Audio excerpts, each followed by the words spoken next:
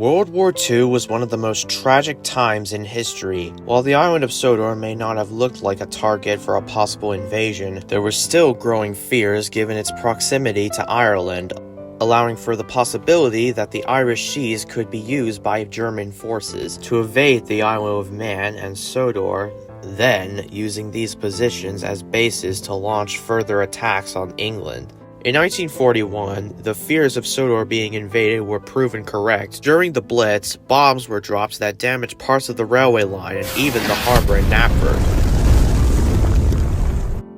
Arlesdale Naval Yard was also targeted, and the town suffered collateral damage. Some engines hid in tunnels and sheds, as the flames from the harbor had caused a wagon of explosives to catch fire and explode, which ended up killing 2 men as they bravely tried to extinguish the flames.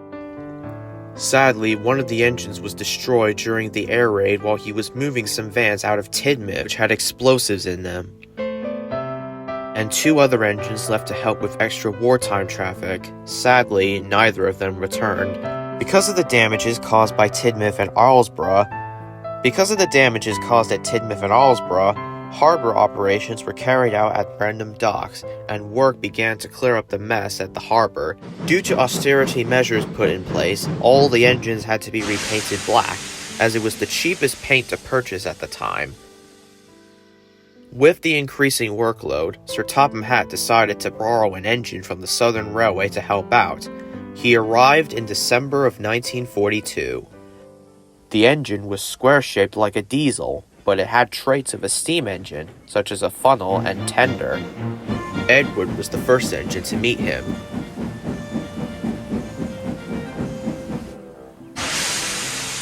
Hello, mate. My name is Neville. Hello, Neville. Welcome to Sodor. I'm Edward. I take it you're here to help with the goods traffic. Why, yes, I am. Well, we appreciate your help. I'm sure we'll get to know each other quite well.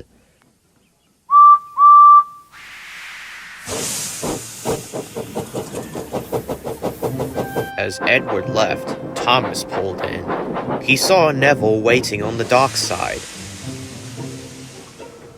That must be the new engine, he thought. He must be a German spy. Thomas arrived at Knapford Station. Have you seen the new engine yet? Asked James. Yes, said Thomas, but we better be careful. This engine was fully black, and he didn't look like any engine I've ever seen. James was shocked. A steamy working for the enemy? As Thomas left, Henry pulled in.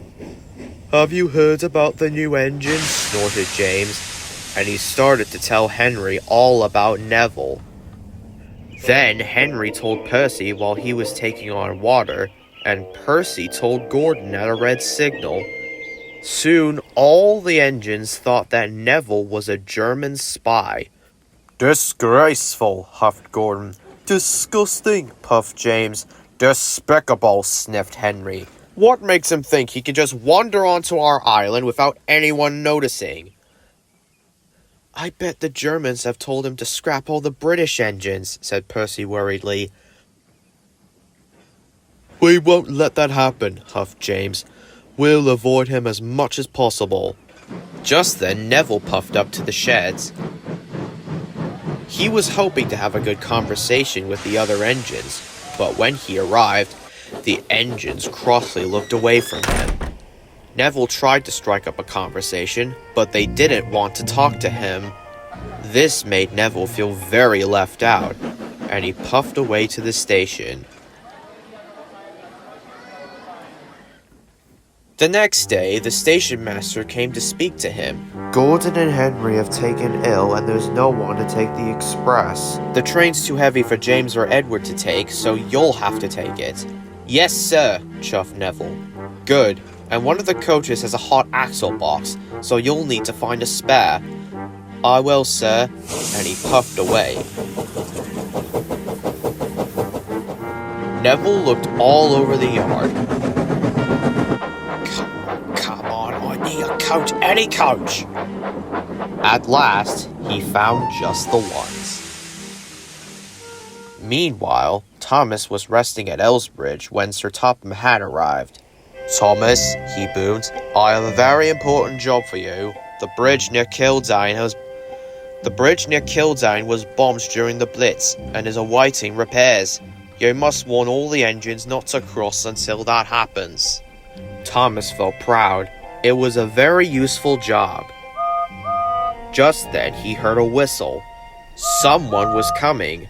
Thomas had to warn them. But when he saw it was Neville, he forgot all about his important job. Now he's taking innocent people right to the enemy. And he's pulling Annie and Clarabelle too. Those two shouldn't have to be involved in this. "Hello," puffed Neville perkily.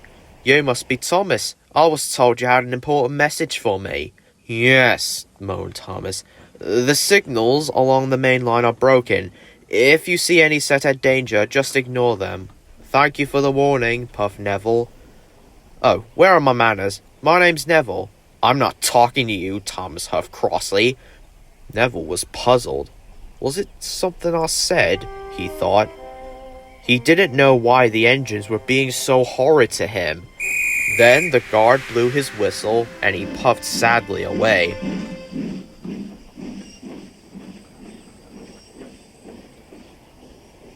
"Serves him right," huffed Thomas crossly. "Serves who right?" said a stern-sounding voice. Then, steaming into the station, was Edward.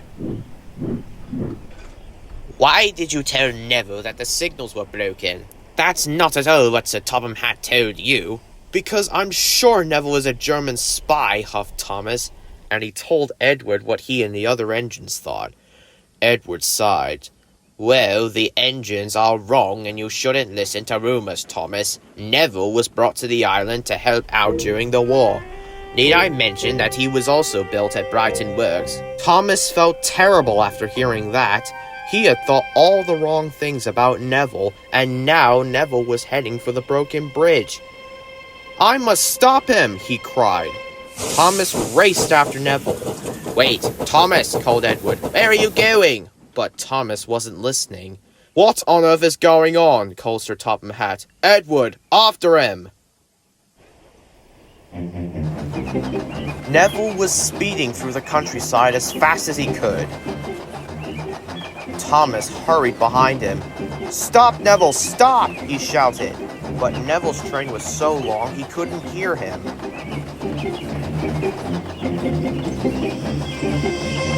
Suddenly, Neville saw a barrier on the track. He slammed on his brakes, but it was too late.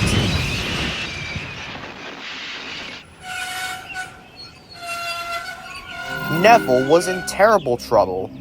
He was on the broken end of the bridge. Thomas came racing up and saw what had happened. "Help me, Thomas!" shouted Neville. He knew it was all his fault. Thomas steamed slowly and carefully onto the bridge. He gently bumped the brake coach and was coupled up. Thomas was very scared. Slowly and steadily, he began to pull Neville back from the edge. The bridge made a creaking noise. Thomas knew he must hurry. He pulled as hard as he could, and with one big puff, he pulled Neville's wheels off the bridge. Thomas had done it. He had saved Neville and the passengers. "Phew, thank you," whistled Neville. "What a relief." "You shouldn't be thanking me," said Thomas sadly. "This whole mess was my fault in the first place. I should have warned you about the bridge, but I was too busy believing stupid rumors. I thought you were a German spy, but now I know I was wrong." "Indeed," said Sir Topham Hatt as he walked up to Thomas. "It was very brave of you to save Neville and those passengers, but as you just said, Neville wouldn't have needed to be rescued if it wasn't for you." "Yes, sir. Sorry, sir. I'll have you off easy this time. You will be working on Edward's branch line for the next 2 weeks, while Neville looks after your branch line." And with that, he walked back to Edward. Neville, can you forgive me? Asked Thomas. Of course, peeped Neville. Let's be friends. Thomas happily agreed, and he and Edward gave Neville a long, friendly toot-toot. That evening, Sir Topham Hatt spoke severely to the other engines. He told them that speculation could lead to false confirmation, and that they should know the facts first before jumping to conclusions. The engines understood and promised to apologize to Neville, which they did.